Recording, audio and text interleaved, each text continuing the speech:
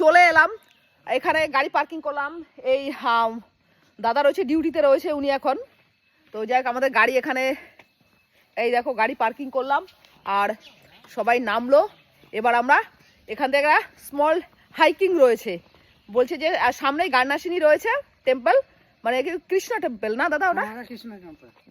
গার্নাসিনী ওপরে রয়েছে শিবা টেম্পল, তার উপরে রয়েছে শিবা টেম্পল। তো আমাদের আজকে এই প্রোগ্রামটা রয়েছে আর কি।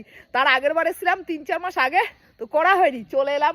ভালোই লাগছে, বাচ্চাগুলি আর কি ওরা একটু ট্রেক করতে পছন্দ করে জঙ্গলের মধ্যে দিয়ে। তো চলো শুরু করছি সুন্দর করে, আশা করি হবে। সব নিয়ে নিয়েছে, জল থেকে শুরু করে বিস্কিট, ওরা চাও নিয়ে নিয়েছে।